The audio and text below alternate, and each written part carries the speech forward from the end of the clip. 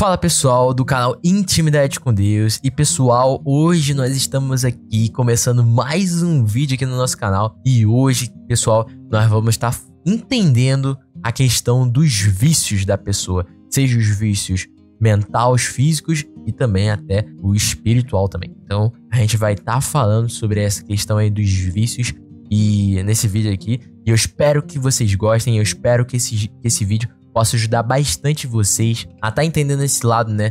Não falo somente de vícios, por exemplo, de bebidas ou, enfim, cigarros, enfim, essas coisas. Mas falo de vícios que às vezes não nos fazem mal, né? Por exemplo, fazer as coisas em excesso, entende?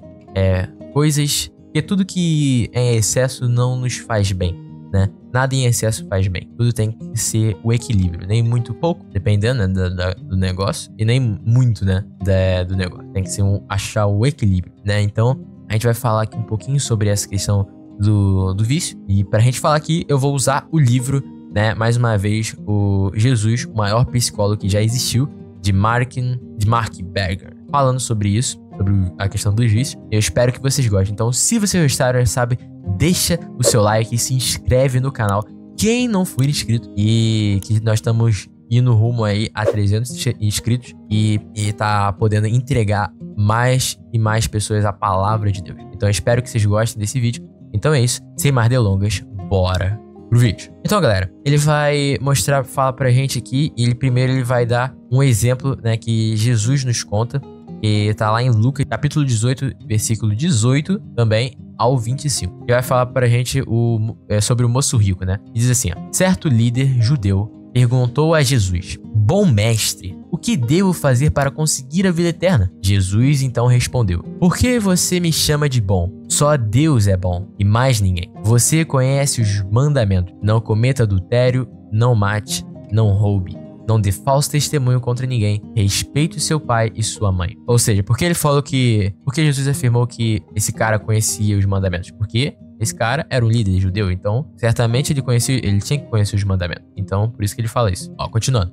O homem respondeu: desde criança eu tenho obedecido a todos esses mandamentos, né? Porque ele era um judeu. Então, quando Jesus ouviu isso, disse: falta mais uma coisa para você fazer. Venda tudo o que você tem e dê o dinheiro aos pobres, e assim você terá riquezas no céu. Depois venha, me siga. Quando o homem ouviu isso, ficou muito triste, pois era riquíssimo. Vendo a tristeza dele, Jesus disse: como é difícil os ricos entrarem no reino de Deus. É mais difícil um rico entrar no reino de Deus do que um camelo passar pelo fundo de uma agulha. E aí ele para aqui. Ele dá o exemplo, né? Ele vai falar assim, ó: algumas pessoas têm dificuldade em relacionar-se com Deus, mas como precisam ligar-se a alguma coisa, colocam objetos no lugar dele. É assim que Jesus definia a idolatria. Ele sabia que o homem rico precisava renunciar à sua veneração pela riqueza para poder abrir o espaço no coração para um relacionamento com Deus. Algumas pessoas têm dificuldade em relacionar-se com outras pessoas. Quando seus relacionamentos são ameaçados ou perdidos,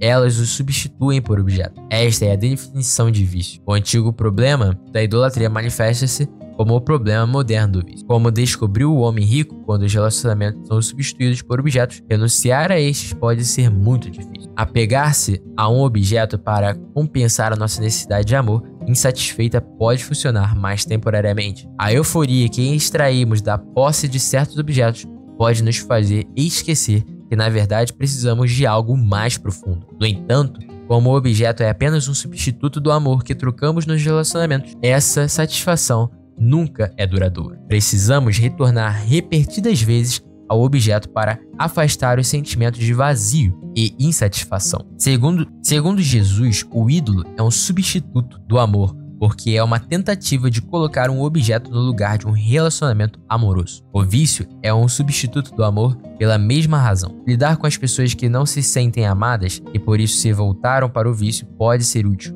mas somente durante algum tempo. Animar as pessoas que estão nessa situação também pode ser proveitoso, mas também é limitado. Apenas uma coisa é capaz de curar o vício humano e expulsar a idolatria: o amor, que é o amor genuíno. Então anota aí: apenas uma coisa é capaz de curar o vício humano e expulsar a idolatria: o amor genuíno. Os seres humanos só ficam satisfeitos quando experimentam o que é autêntico. O que significa autêntico? Autêntico significa verdadeiro, legítimo e genuíno. Ou seja, você tem que ter um amor genuíno, um amor verdadeiro, um amor legítimo. E essa, é uma das questões porque a gente tem que ter esse amor genuíno, esse amor verdadeiro e buscar a presença de Deus com amor verdadeiro, com palavras verdadeiras, para você também se sentir satisfeito porque você está na presença de Deus, por amor,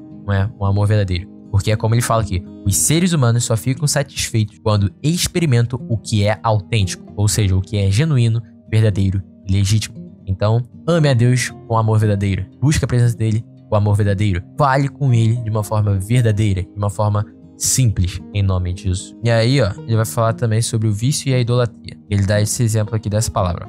Onde estiver o vosso tesouro, aí estará também o vosso coração. Então ele continua assim, Tim era um empresário inteligente e bem-sucedido que veio fazer terapia por insistência da mulher. Não havia problemas entre os dois, mas o casamento estava monótono. Logo descobri que as queixas da mulher de Tim estavam relacionadas ao fato de o marido, apesar de ir presente fisicamente, ficar distante, bebendo uma quantidade de uísque que o deixava sonolento e incapaz de conversar sobre questões mais profundas. Ela se justificava dizendo que esta era sua maneira de relaxar e lidar com o estresse. Ela reclamava, acusando-o de estar encobrindo os seus sentimentos que ela queria muito conhecer. Sugeria a Tim que parasse de beber enquanto estivesse fazendo terapia, para que o casal pudesse lidar com tudo que estivesse sentindo. Ele concordou, mas só conseguiu cumprir o combinado durante alguns dias. Quando os seus sentimentos atingiam um ponto no qual ele se via obrigado a conviver com eles, Tim não conseguia resistir e voltava a beber. Como acontece com frequência em casos desse tipo, a terapia conjugal também começou a ficar monótona. Se as pessoas não conseguem expor seus verdadeiros sentimentos, nem mesmo a melhor terapia é capaz de produzir resultados. Ponto crítico aconteceu quando eu disse a Tim que eu não achava que a terapia iria poder ajudá-lo enquanto ele continuasse a beber. Infelizmente, apesar de perceber que estava destruindo seu relacionamento comigo e com a mulher, Tim não conseguiu parar. Sugeri que fosse a uma reunião dos alcoólicos anônimos, mas ele se recusou. Em vez de lidar com seus sentimentos, Tim voltou-se para o uísque. Embora nunca fosse capaz de admiti-lo, a bebida passara a ocupar um lugar tão importante na sua vida que psicologicamente havia se tornado um vício e espiritualmente se transformado no seu Deus. Não sei como as coisas transcorreram depois para Tim, porque ele encerrou a terapia antes de conseguir mudar. Como o homem rico na parábola de Jesus, ele simplesmente foi embora. Podemos escolher entre as coisas e os relacionamentos. Quando elegemos as coisas, submetemos a nossa vida a deuses que nos escravizam em vez de nos libertar. Jesus não tinha uma palavra para vício, mas ele compreendia que quando criamos deuses que exigem a nossa atenção a ponto de destruirmos os nossos relacionamentos, certamente estamos com graves problemas. A palavra que ele usava para isso era idolatria. Jesus disse algo ao homem rico: vende todas as coisas que tens, distribui o dinheiro aos pobres. Jesus desejava que o homem percebesse que as suas coisas ocupavam o centro do seu interesse. Ou seja, Jesus nessa palavra estava mostrando para o homem rico o que ocupava o centro do coração dele. Por mais que ele fosse um líder judeu, um líder religioso, as coisas materiais, a riqueza dele ocupava o coração dele. E não era Deus que ocupava o coração dele em primeiro lugar. Eram as coisas. E Jesus estava tentando mostrar isso a ele, entende? Então, o homem tinha substituído um relacionamento genuíno com Deus por coisas. Ele se viciara nos seus ídolos. Então, princípio espiritual: nenhum substituto do amor perdura. E aí, ele dá mais exemplos, mas a gente não vai se estender muito para ele também, esse vídeo não ficar muito longo. Mas eu vou passar algumas coisas que ele dá de exemplo, sobre a visão de Jesus. Então, vou estar lendo aqui, Jesus sabia que quando passamos a nos apoiar em coisas materiais para nos sentirmos seguros, é muito difícil desistir delas. Foi isso que ele quis transmitir quando disse que é mais fácil um camelo passar pelo buraco de uma agulha do que um rico entrar no reino de Deus. Ele não estava falando a respeito de dinheiro, e sim de idolatria. É fácil viciarmos-nos em coisas materiais e acreditar que elas podem substituir as nossas necessidades emocionais. Quando nos viciamos nelas, é muito difícil largá-las. Princípio espiritual: o problema das drogas é que elas nos fazem sentir melhor, apenas temporariamente. Jesus nunca encorajou as pessoas a evitar o sofrimento na vida, porque ele não estava interessado em um alívio rápido. Ele não queria que as pessoas apenas se sentissem melhor, mas que elas efetivamente melhorassem. A idolatria pode momentaneamente evitar a dor, mas impede também o crescimento. Enquanto nos preocupamos com os ídolos, permanecemos imaturos. A idolatria ajuda as pessoas a evitar as coisas, ao passo que o crescimento só acontece quando os enfrentamos. Princípio espiritual. Os viciados veneram um Deus egoísta. Para Jesus, o propósito da religião era favorecer o relacionamento com Deus e com os outros e não substituí-lo. Às vezes, as pessoas usam a religião para se sentirem melhor, exatamente como os viciados com as drogas. No caso da idolatria, as leis e os rituais religiosos se tornam a droga, proporcionando às pessoas a ilusão de serem melhores do que realmente são. Princípio espiritual. A religião é um caminho e não um destino. Para Jesus, não havia conflito entre confiar em Deus e depender dos outros. Ele dependia dos amigos mais chegados e o estimulava a depender dele de uma maneira que fortalecia a confiança deles em Deus. A nossa capacidade de contar com os outros compartilhando os nossos sentimentos mais íntimos aprofunda a nossa capacidade de ter fé. Jesus encorajava as pessoas a confiarem nele e a contarem com ele. Ele não encarava a dependência como um problema, mas como algo necessário para uma vida espiritual realizada. Jesus compreendia que os seres humanos precisam depender de Deus e dos outros para sobreviver. Tentar ser totalmente independente significa rejeitar a nossa natureza fundamental. Para Jesus, a nossa capacidade de ser vulneráveis e acolher a nossa dependência é que nos conduz à totalidade. Aqueles que se recusam a ser dependentes estão apenas fingindo que têm tudo de que precisam. Princípio espiritual. Ter necessidades não nos torna carentes. E para fechar, Jesus ensinou que a imagem visível de Deus na Terra não é uma coisa ou um objeto, e sim a capacidade criativa de se relacionar. Deus fica indignado com a idolatria porque ela é uma tentativa de substituir a capacidade divina amorosa dentro de nós por uma coisa. Ele nos conferiu a capacidade essencial de nos relacionarmos uns com os outros e com ele. Por conseguinte, a imagem de Deus na Terra não é um objeto que um